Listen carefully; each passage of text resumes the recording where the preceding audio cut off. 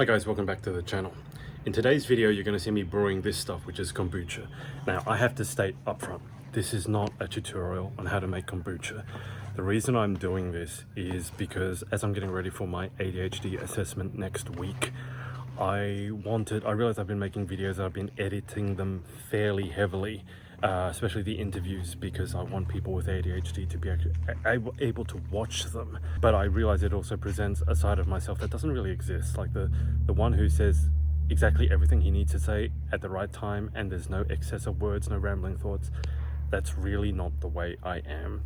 So what you're going to see is a 40-minute video, maybe less if I cut out anyway, 40-minute video of me making kombucha, and the whole point of it was to show you that sometimes one of the signs of people with ADHD can be multiple different hobbies at the same time, but I call them obsessions. And kombucha is an example for me, but as you'll see, I have multiple obsessions like this. One of them, tennis, actually became a career for me. I became a tennis coach, and it just started as an obsession, and I learned so much about tennis. I taught myself tennis, which is highly unusual, and became good enough at it that I could become a tennis coach, and indeed became a head coach at a high school near here. But what you're going to see is a very unfiltered, very all over the place version of myself, which is really more of who I am. And here's the thing, if you're someone who doesn't have ADHD versus someone who does, if you're someone who doesn't have ADHD and you watch just a little part of the video, and you'll see sort of how all over the place I think that my thoughts are anyway, at least to myself. If that sounds like you might want to go and get assessed. If you are someone who does have ADHD and you watch the video, I would love to know if you have a similar experience with hobbies becoming obsessions, becoming boring, and then you never do them again. I would love to know that. So the point of this sort of preamble to the video is it's all over the place. Don't watch the whole thing unless you want to. You can certainly watch it. You don't need to watch it. You can just listen to it in the background. It's also on the podcast. But the reason is it's 40 minutes long is because I didn't want to edit it, because I wanted you to see sometimes how my brain works and how all over the place sometimes conversation can be. Even though this is a monologue straight to camera, I'm not talking to someone when I'm making the kombucha, you'll see that it's pretty scattered. I realized that after I finished recording. It's kind of all over the place, but that's the way my brain actually works. So if you don't have ADHD, and this is kind of like you, maybe get assessed. If you do have ADHD, I'd love to know if this is just my experience or whether you experience something similar. So one of the things they say about people with ADHD, like telltale symptoms, is it like having too many hobbies or interests? I don't know. But what I would say is that what I've noticed is that, and what are we doing here? Oh my God, forgotten already. So I'm going to be brewing a new batch of kombucha. That's what's hidden in here. This is not a cooking show with Adrian sort of thing. But what was I saying? Hobbies. So what seems to be the case is that people with ADHD very often, and I say this because I've had a conversation with a few of them, and it's a conversation that I've had with them that sort of led me to the idea that maybe I should go and get assessed as well. I particularly credit my friend Eliza. Last year I was supposed to be coaching her for a pageant that she was competing in, and it was supposed to be an hour-long coaching session, and we ended up having a 5-hour conversation.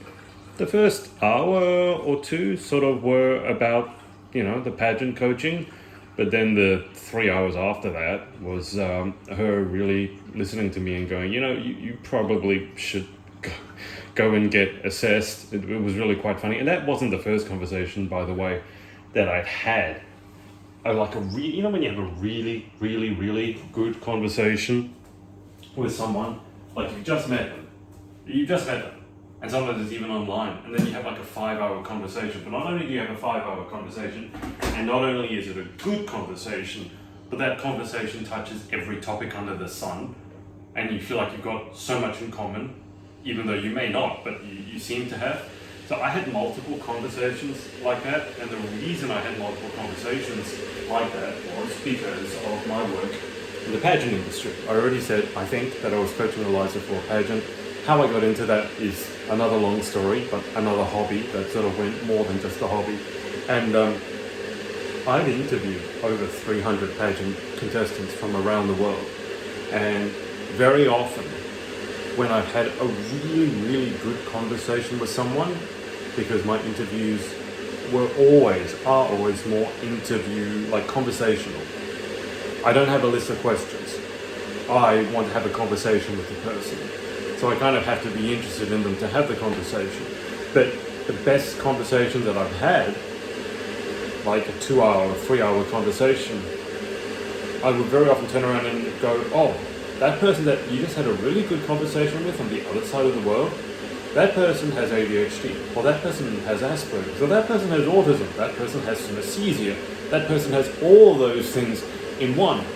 And you just had an amazingly magnificent conversation with them about all manner of topics. And when that happens to you several times, you can't help but start thinking, maybe there's a reason for that. And so it had sort of been in my head the possibility that I wasn't, let's say, neurotypical for a while. But the conversation with Eliza, I think largely because she is a medical student, so she could give me more the science behind it, which I like. I like knowing how things work. I don't just like taking things on faith. But that led me to go, okay, look, what's the worst that can happen if I go and get assessed? I think it can only be upside. There can't really be a downside. And so I was actually supposed to be getting assessed yesterday by a psychiatrist, but as I mentioned, I think in another video earlier this week, that's no longer happening. Cancelled that because my GP, who also happens to be a mom, told me that it would be better to go down another route to clinic with general practitioners who have an interest or a specialization in ADHD. And I got really lucky with that because actually there's probably about a 4-week waiting period for them. With psychiatrists, it would be a 3-month or 6-month waiting period. But with this clinic, there was going to be 4 weeks, but they had a cancellation, so I'm going to get to see them on Monday next week. So it's like in 5 or 6 days' time. So that's exciting. Finally get to the bottom of this, or make a start on getting to the bottom of this. But it was really the conversation with Eliza that made me go, okay, yeah, I should go and get assessed. But it had been on my mind for a while, and after the conversation that I had with the young woman who had Asperger's and autism and synesthesia, and she was actually in Denmark, I was so struck by the fact that I'd had a conversation, such an enjoyable conversation with this person, that I actually posted on social media, I think I might be neurodivergent as well. And like, you guys who know me, what do you think? And the number, it was really striking because a number of people who knew me quite well, some of who stayed with me, lived with me, one of them wrote, yeah, like, basically the moral of the story that she wrote was, yeah, of course, like, how could you not know? So that, oh, okay, was that obvious? Why didn't anyone tell me? Because the thing that I've noticed is that, wow, brainwave. Your brain is your brain. You've always had it. So it's actually really difficult to know whether or not the way that you're thinking is different to other people. Because the way you think is the way you've always thought. And so if you're anything like me, you kind of assume, well, everyone thinks like that. And the truth of the matter is, no, they don't. It was still, to my shock and horror, that I would find out that there are some people who don't have an internal monologue. Like, I have to put, we're making 3 liters of kombucha and I want 6 grams per liter, so 18 grams of tea. I still don't understand how some people cannot have an internal monologue. Like, so what's going on inside your head? Like, nothing? Like, you're not stupid. Like, my best friend I play tennis with, he's neurotypical. He's not stupid. But the idea that you can just have nothing going on in your head, I don't understand it. I was interviewing Jordan Louis Smith over in the UK, and that interview I'll be releasing it later. I'm releasing one interview a week because I don't want my channel to just be interviews. I want it to be, part of my input as well. I want to have my say, open my mouth. But she mentioned on a good day, and obviously she has ADHD, she mentioned that she can get the monologue down to basically like elevator music, which I thought was quite funny because me being quite musical, I think I'd rather have the conversation in my head than elevator music. But anyway, yeah, I couldn't understand, long story short, or long story long, I couldn't understand that people didn't have an internal monologue. I need to get more tea. Because it was just so weird to me. And so it's sometimes very difficult to know where the way you're thinking bears, it would put you in good stead to go and get assessed. Like, how would you know? How do you know when you're not normal? I don't think any of us are going around thinking, I'm very not normal. I mean, you can obviously encounter situations that do make you think, okay, I seem to be thinking differently to other people, but if you're anything like me, it also, you're a bit wary of thinking that you're that different because it can kind of come across as egotistical. Like if you go around saying, oh, I don't think like you, you know, I think differently to everyone else. I mean, comes across as egotistical, but also it kind of sounds just crazy. Okay, so with the kombucha, this is black tea at the moment. So that was organic black tea, just organic black tea. You can't use like things like have perfumes or oils and that. It won't work because you're brewing it, and if you put that stuff in there, like chemicals and stuff, and you brew it, it can end very badly. You might poison yourself, like not fatally probably, but food poisoning. Anyway, that has to brew for quite a while because the kombucha, as I understand it, it likes to feed, I mean obviously there's taste, but it likes to feed on some of the stuff that comes out when you're brewing the tea. I say this with a lot of hand gestures. I say this because I'm not a huge tea drinker. I only really have tea to put in the kombucha. But that so it's 6 grams, I'm using 6 grams per litre of kombucha that I want to make. We're gonna make 3 litres, so 3 times 6 is 18. But this has to brew for a while. I'm gonna let it brew for 20 minutes. So it's obviously going to become very concentrated. And then kombucha basically is fermented sweet tea.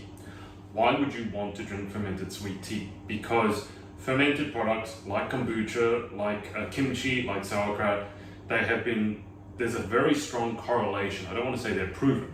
I don't know that it has been proven, but there's a very strong correlation between longevity and the consumption of fermented goods.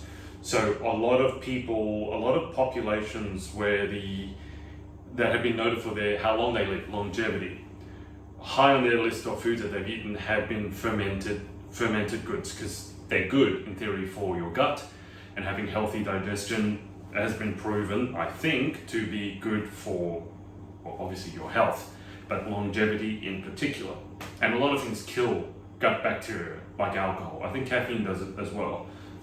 Which is why I drink way too much coffee, but things like that. Basically, bad food kills the gut and your bacteria, and you want to put as much good stuff in your gut as you can, and so having a lot of fiber, I don't know if you know, but there's a dietary requirement for fiber that basically is to provide the food for the bacteria in your gut to grow, and most of us don't get nearly enough fiber. And that's been proven to, I think, be really helpful in preventing bowel cancer. But anyway, this helps because you're going to ferment it, which means you're going to grow healthy bacteria, and you're going to put that in your gut, and in theory, that should help with having a healthier gut and a longer life, all that good stuff. So that's going to sit for 20 minutes, and as I said, it's just black tea, organic black tea. I do like organic stuff, but I think in particular when fermenting it, you really want it to be organic because I don't want chemicals and nasties to be in it. So that goes aside, and I did that first because it's going to take 20 minutes, and I can get on with actually bottling the existing kombucha into these airtight bottles with a stopper. If you ever make kombucha yourself, you want to get yourself these bottles. I'll bring it up closer so you can see. It's I mean, in Australia, you can just get them from Kmart, and they're like $1 each, so they're super cheap. If you go on Amazon, you get specialized ones. These things can cost like $20. It's ridiculous. These ones work just fine. And then you can see it's got this rubber stopper.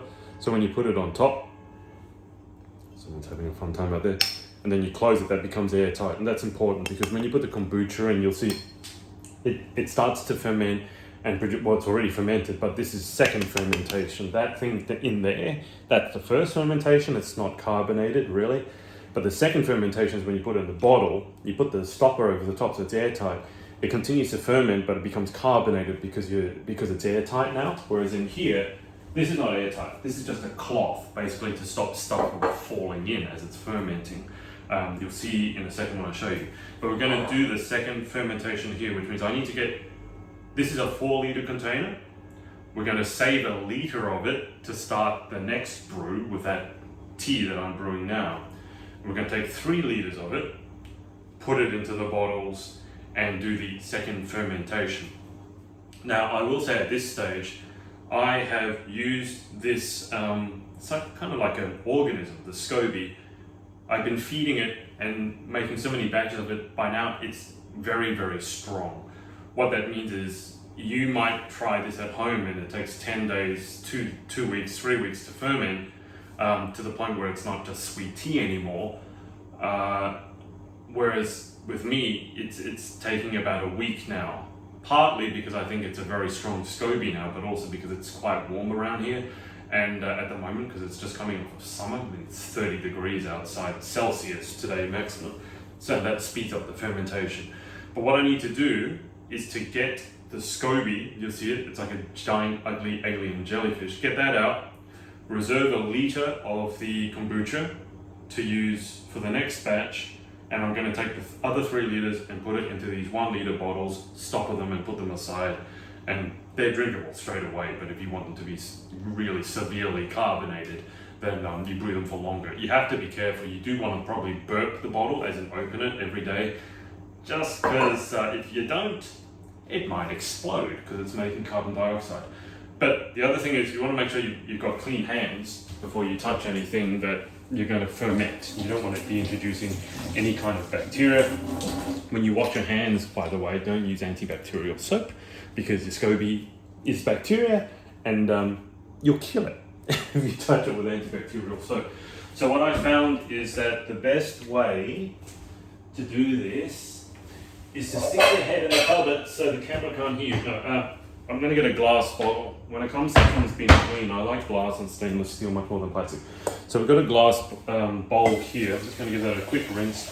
You'll be amazed at how effective just water is at cleaning stuff, and how little you actually need the antibacterial soap, unless it's like end of the world times and COVID comes again. And I'm going to be using wooden chopsticks, because I'm stereotyped Asian. Wooden chopsticks to take the SCOBY out. You'll see that in a sec. And we're going to reserve, as I said, 1 liter of the old, or the ferment, the first ferment. People said to reserve 500 milliliters, which is more normal, but I have found that because I need to brew quite a lot, because I drink quite a lot of the kombucha and my mom's on it and my brother's on it, I need a faster turnaround, and I find that if I reserve more of the old liquid, it ferments faster, if that makes sense. So if I reserve 500 milliliters, it might take 2 weeks for it to be ready again, whereas if I reserve 1 liter, it ferments in a week and it's fine. So I will sacrifice a little bit more of the kombucha that I get now to have faster brewing, if that makes sense. So I'll take the rubber band off, that's all that is. And as I said, this is just a tea towel. You can put muslin over the top or straining cloth. It's just to keep stuff from falling in. So there's no lid here. And if you can see that, you may not want to see this, by the way. It is, I want to breathe out, I get bacteria in it. There's a giant alien brain jellyfish floating on the top. And this, by the way, has a tap on it. You can see there. And the reason I love this is A, because it holds 4 liters, which is what I want.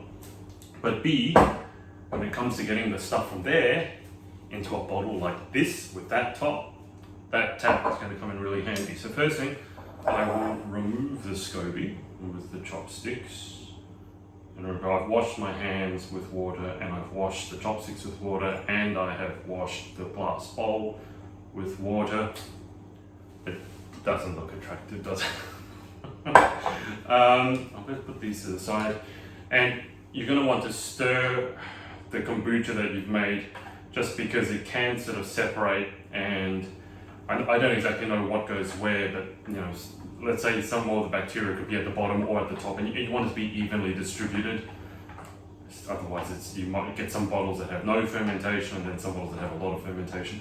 But can you see as I'm stirring it, how much it's fermented and it's bubbling up? That didn't happen on the first ferment, nothing like it. It's just because I think it's so strong now, it even begins to start carbonating in the first fermentation. That's not normal, but that's just what's happened here, because I think, again, this SCOBY has become so strong, I've kept them nice and happy. All right, so I'm going to reserve a litre of that liquid. I've got it on the scale, so I'm going to use a tap, and I'm going to pour through the tap 1 kilogram, so 1 litre of the old ferment. And you know, I forgot to mention at the beginning of this video, the reason I'm showing you this is because people with ADHD apparently can have a lot of hobbies. But I think the word hobby is a bit of a disservice. I think it's, we can have multiple obsessions. They're not hobbies, they're obsessions. And the reason I'm doing this in front of you is because you'll see the level of knowledge that is sort of acquired and required to do something like this. And you know, I think neurotypical people would have 1 or 2 of these at most, like areas of expertise. It's not unusual to find ADHD people who seem to know this much in such a little time about 5 things, 10 things, sometimes all at the same time. That's something that's really struck me. Again, with interacting with neurotypical people, sometimes they seem so happy to just have a very shallow knowledge of something, or to just accept things the way they are without questioning them. I've never been like that. And when I first heard about kombucha and I heard that you could brew it, I was like, oh, let me give it a go. Because I used to be a raw foodist, which is like a vegan, but you can't eat any processed or cooked foods either. So this is almost a litre now. Let me just... Alright, so that is just about 1 litre. So this is in theory about 3 litres left because it's a 4 litre container. But you're going to see that, and this is not my only obsession. I'm doing this one in front of you because so you can see it visually, the level of knowledge and what I've taught myself, but also be aware that there's a coffee machine behind me. I took a coffee making course, a barista course. I've taught myself tennis. I used to be a tennis coach and I had no tennis skills to start with, and I taught myself tennis and became a tennis coach and got to a fairly high level. Played the violin since I was 2. The other day I taught myself how to use DaVinci Resolve so I can edit videos. I've been paid for editing videos. I've been paid to create websites. It's that thing that I think is, if you have that sort of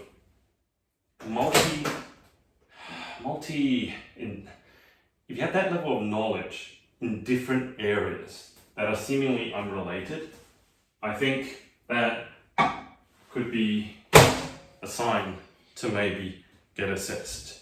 Not a professional opinion, I haven't even been assessed yet myself, but that seems to be the case. So now we are going to get basically a litre into each bottle. Now, because I've done this before, I know that when it gets about the shoulder here, that will be about right. I got a funnel because you need that to pour it in there. And again, in terms of depth of knowledge, the other thing that I did was I got a Brix refractometer because I wanted to measure the sugar in each. So anyway, I got interrupted there. My dad just came back and he wanted to put stuff away. So I was looking at like the Brix refractometer to give you an idea. So even if a neurotypical person decided, hey, they were going to learn about kombucha, if you're someone who has, as I said, these multiple hobbies that are really obsessions, and you don't just skim the surface, but you go real deep, and you probably teach yourself, like you go on the Google or the YouTube and find out all this stuff. I remember Eliza telling me it wasn't just the fact that she had hobbies, it's like how much money she spent on those so-called hobbies, but also the speed at which you would pick them up and then also discard them was quite striking. It's like you go real deep, real quick, and then you also leave it real quick. But anyway, the Brix refractometer, because there's another thing, because of my nutrition background in terms of, I basically used myself as a human guinea pig. I was finally on keto, using home-delivered keto meals, which actually worked really well. Lost a lot of weight, even though that wasn't my aim. I wanted to give keto a go to see the effect on the brain. And I found that really helpful. I probably should get back onto that. The quality of my sleep was a lot better. But long story short, I was on keto. And on keto, you need to watch the sugar levels. And kombucha is sweet tea, it's fermented, and as it's fermenting, the sugar decreases because the bacteria and the yeast are eating that sugar, but it still has a fair amount of sugar in it. I'm going to be putting like 40 grams per litre, so 120 grams per litre into that tea before I let it ferment, to give you an idea. And so I wanted to know how much sugar I was having, because you need to about, let's say, under 20 grams per day. You want to stay in ketosis. And so I was using the Brix refractometer, which uses sunlight and refracts the light through a drop of the liquid, and you can measure how much sugar's in it. And long story short, I never really got it down to the point where it was really keto friendly, and I'm not on keto anymore, so it doesn't matter. But that gives you an idea.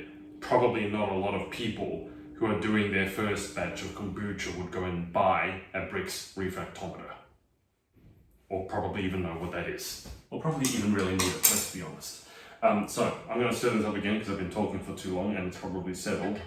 But remember, you do want to stir it just in case, well, to evenly distribute things before you pour into the separate bottles. You don't need to go crazy with it. And then, using that funnel, we will begin to pour. And again, this is, I mean, the reason that, I don't know if this process that I have for making kombucha is well thought out, but I do think that it's probably better thought out than most for someone who's only been doing this maybe a couple of months. And again, I credit that with the way that my brain works. That's just the way it is. If I'm going to do something, I do want to make sure that, I don't know if it's the best way, but it's a way that I think makes sense and is efficient and elegant. And again, when I was having my conversation with Eliza, that was something that we had in common. And I think it's something that I've had in common with a lot of the other people as well that I've spoken to who are neurodivergent and have ADHD. So now what I have noticed is that with the tap, as handy as it is, as the kombucha ferments more and more, there's kind of, you saw the giant jellyfish, the alien jellyfish, the SCOBY. He kind of makes little jellyfish babies in this jar, and some of the strands, like tentacles if you will, get stuck in the tap. And so you end up, like the tap pours really, really slowly. And this is not the most comfortable angle to be holding this thing at, and I'm getting a bit impatient. So what I might do is, because we're only about halfway there, a bit more than halfway, I will take a chance. Oh, you can actually, okay. Take a chance and start pouring it in. You just need to be careful when you do this, obviously. Don't pour too fast because of the funnel gets stoppered up because some debris blocks it up, and you keep pouring, you're going to have kombucha all over your table, and it doesn't do your digestive system any good when it's on the table. Alright, so that's one bottle basically done, and then I'll stopper it up. I'll stopper it up after I put the kombucha into all three, just so I can make sure they're about the same. And we'll do this one quickly. So the moral of the story is not to make kombucha, although you certainly should give it a go if you're interested in it.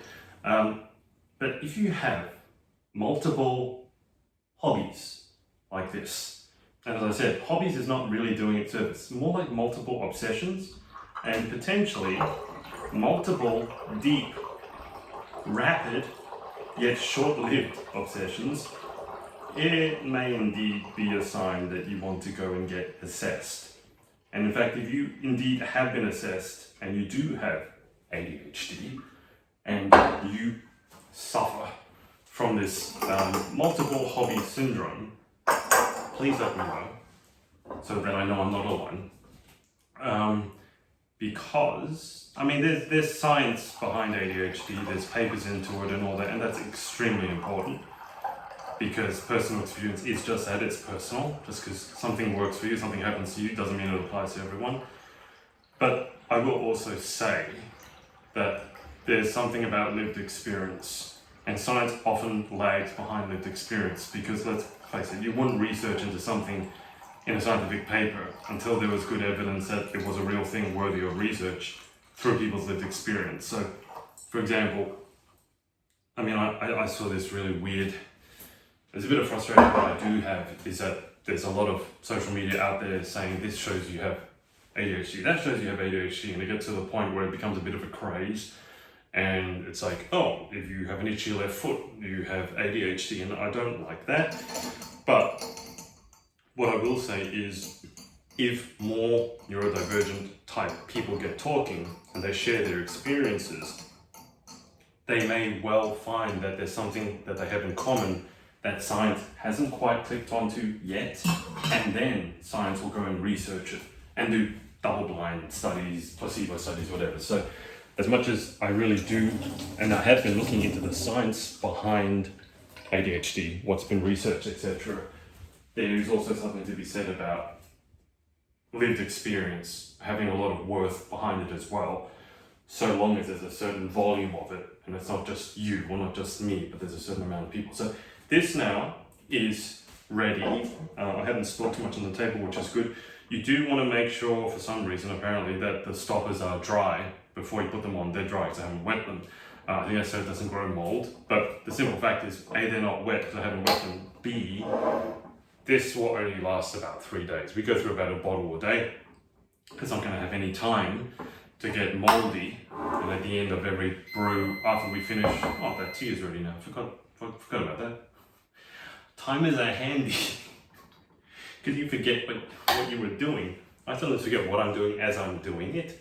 But yeah, these will only be with us for about 3 to 5 days, and obviously after you finish the bottle, you clean it. But can you see, as I said, normally it's not fermented before you do the second fermentation. You put it in the bottle to do the second fermentation.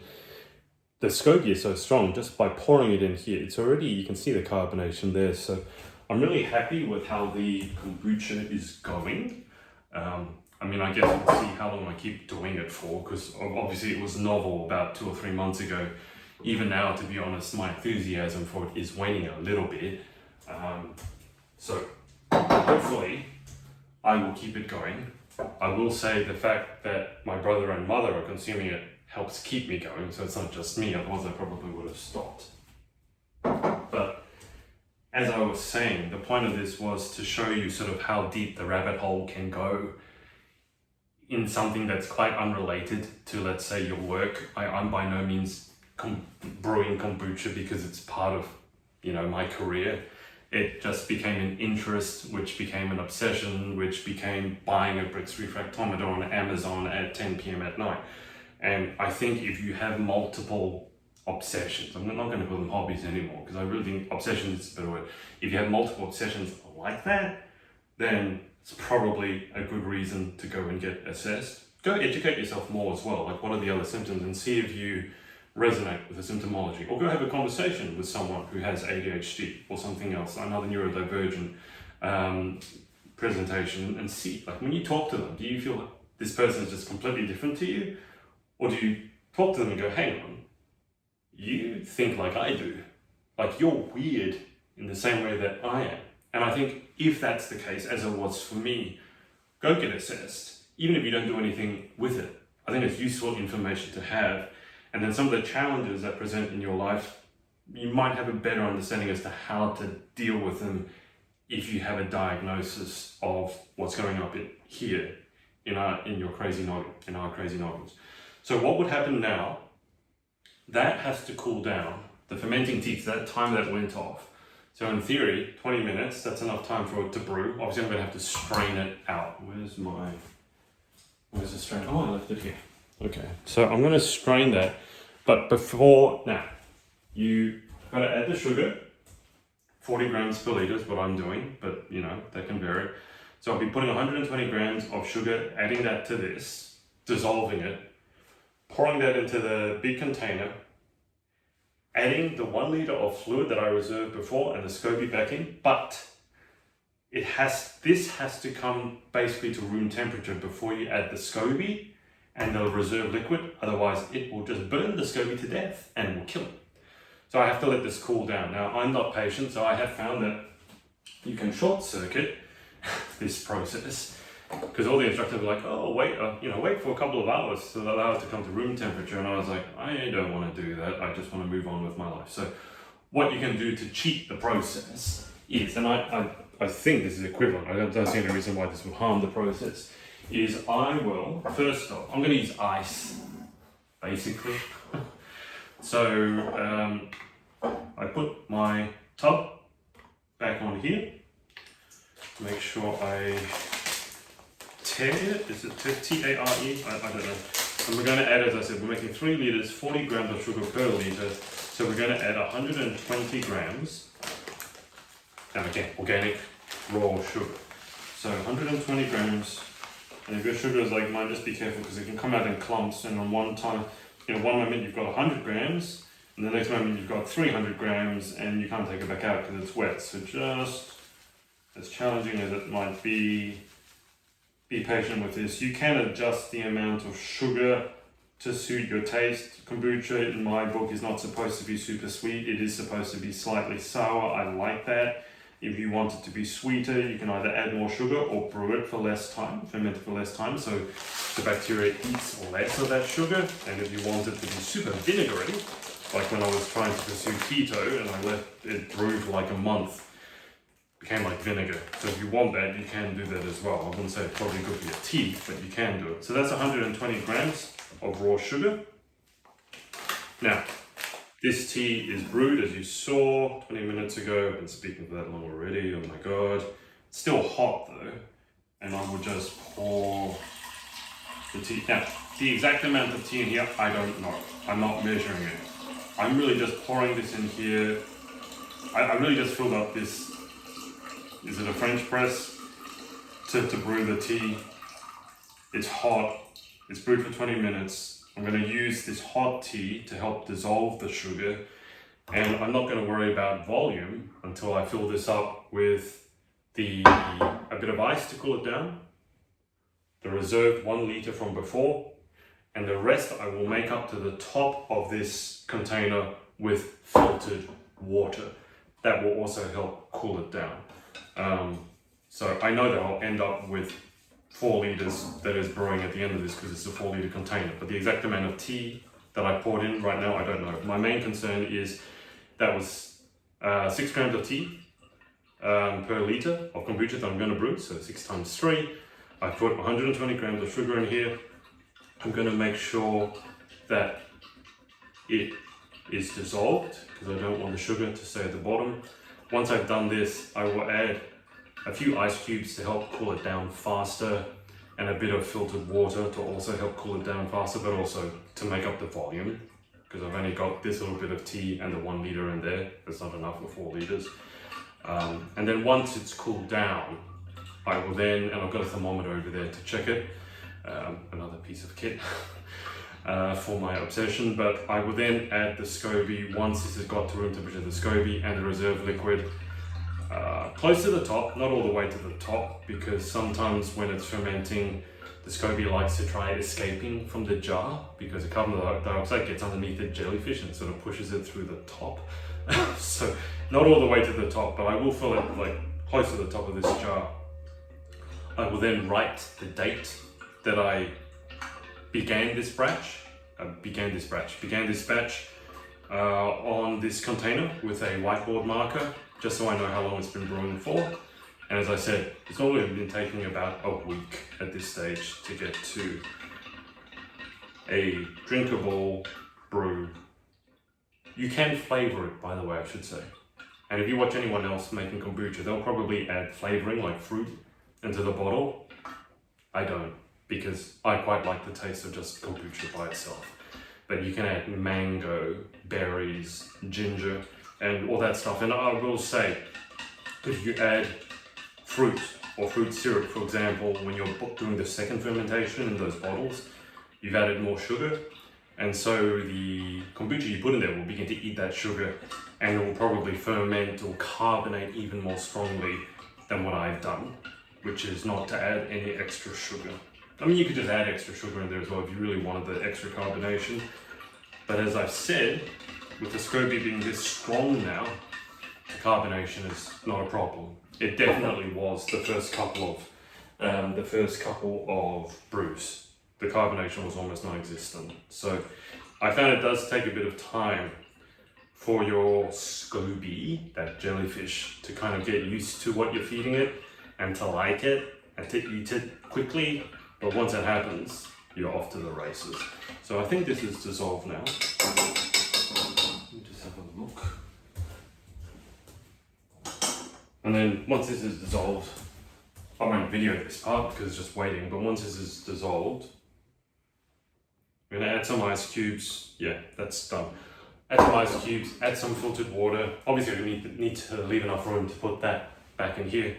But then I'll put the tea cloth back over it, the rubber band over it to stop nasties from falling in. It's not airtight, it's just to stop nasties falling in or insects. And then I'll let it sit. In about a week it will be ready to go. So there you go.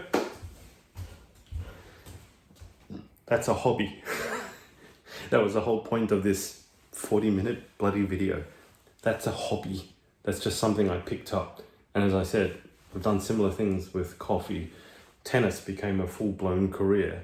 And like the interest, it's just, I look ridiculous. But I remember I didn't do any cooking growing up, but I became fascinated with Gordon Ramsay. And so one of the things I wanted to learn was how to make a souffle. Now, if you don't know, souffle is like the hardest thing to make because it doesn't rise half the time. And one of the very first things I made was a souffle, and it worked. Not because I'm a brilliant chef, but just because I became obsessed with Gordon Ramsay and kept looking at his videos. So, bottom line, if this sort of obsession you have, and you have multiple ones of them, maybe go and get assessed. Psychologist or psychiatrist, the main difference, psychiatrist being a trained medical doctor can prescribe medications, psychologists cannot. Peace out.